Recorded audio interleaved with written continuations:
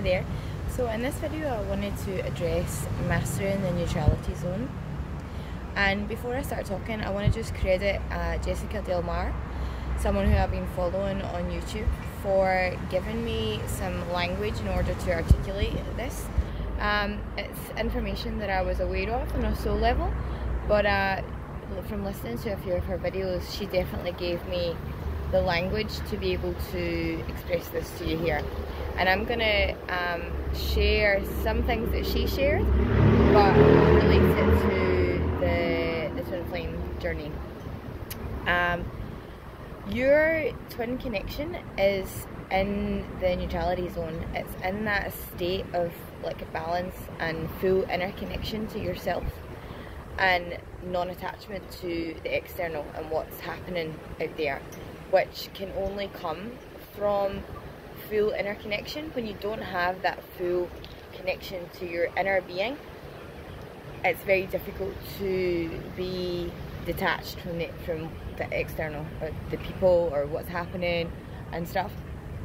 And when you're in 3D or in like a lower vibration, a less integrated, less embodied state, you there's like a pendulum swing that happens, and you're like up and down in vibration, especially when you meet your twin energy in a person or in people. That sends you like into like a skyrocketing vibration and sends you up into this super high vibration.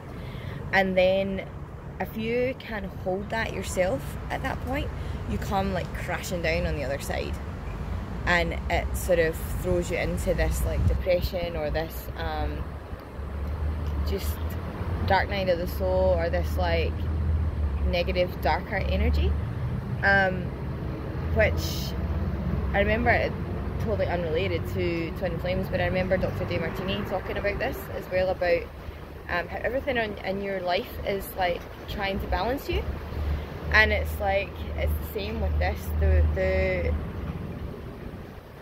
When you're going up so high from your natural state, in order to bring you back into balance, you have to have that polarization and that like low on the other side to sort of refine the center point at that point. And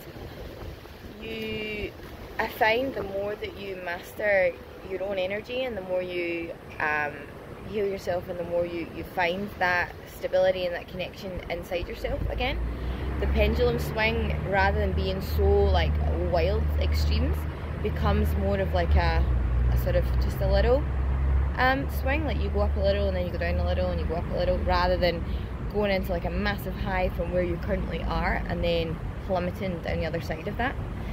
And you have to master the neutrality zone, that place of like balance, that place of like minor fluctuation in your energy, no matter what happens, especially when it involves them and the external. When they come to you, you've got to maintain that level of presence and balance, and that connection to yourself, and not allow that to get you crazy happy and crazy high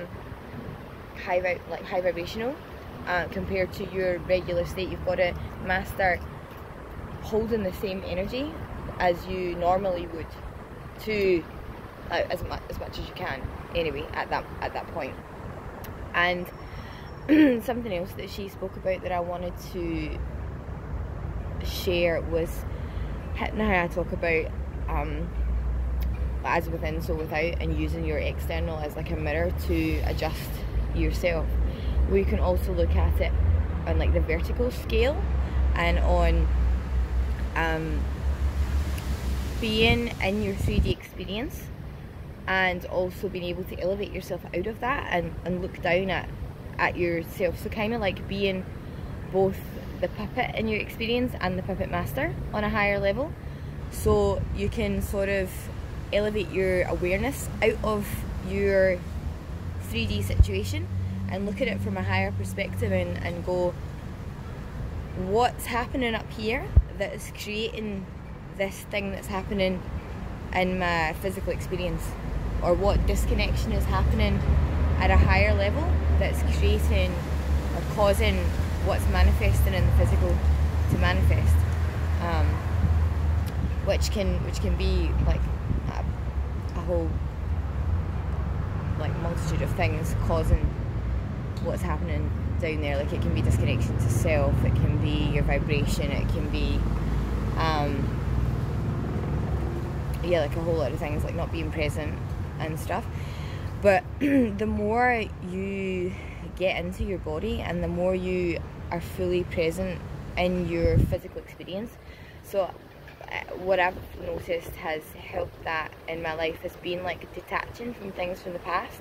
This is why the whole sort of ghosts of boyfriends or girlfriends past happens as well. It's like those people or situations or experiences that we've had that we've not fully processed, or that we're still somewhat attached to, come back into our reality for us to release attachment to, so that we can be fully present in our physical experience.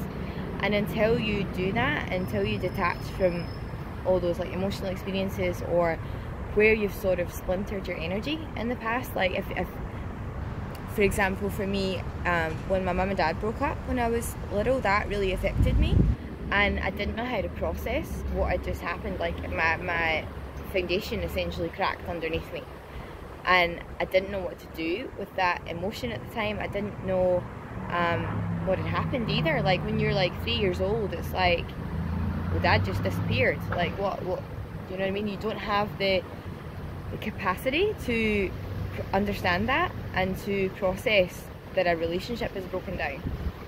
It's like your primary caregiver, or one of them, has like abandoned you. That's the way your child self experiences it, and isn't equipped with the emotional intelligence either to be able to process that. So what I found is I'd splintered off part of myself at that point,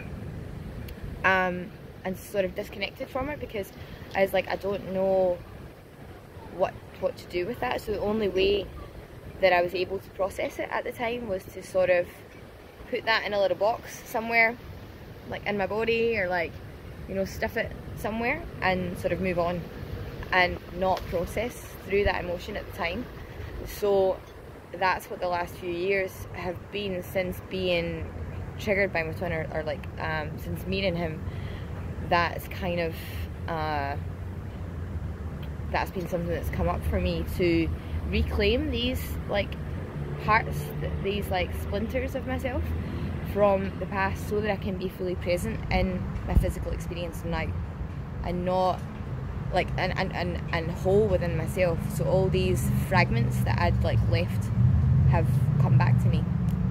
So, and that's how you drop into the neutrality zone as well. You can't fully be in your base or in your sort of foundational support until you are fully present in the now moment. So until you've processed all those like where you've like left parts of your energy body in the past, until you've like reclaimed that and reintegrated that back into yourself.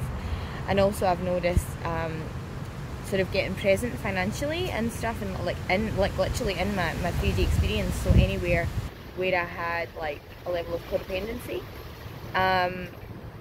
financially, or things that I hadn't paid off in the past, like money that I owed people and stuff like that, all had to be detached. And there's like a little bit left now, but mostly that sort of karmic debt, so to speak, is paid off, which was stopping me from being fully present in my body. And also, as in relation to being fully present in your body, like it's like your body that holds that polarization energy to your twin. This is why I believe the dark energy that can interfere with twin flame union comes in and is trying to disconnect you from your body, because it's very hard for the flame or the spiritual energy to be able to hold that neutrality zone without being in their body, because it's like so, like fire generally, like spiritual divine spark, but actually fire itself as an element is naturally a sort of destabilizing force. It's a destructive, unstable energy. So if you're not in the container, so to speak, to hold that, then the flame is not supported. So that's why it's so important to get the flame part of you, your energy, fully present in the now, so that you can drop into your body, and then that holds that support. Because I remember receiving this message a while ago that your embodied state is naturally polarized to your twin. So this like yin yang idea, you're naturally yang to his or her yin in body. So yeah, so I feel like there's probably going to be a part 2 to this, but it's now at 11 minutes, so I feel like I should stop talking. And yeah, I'll share more on this at a later stage. Have a good day.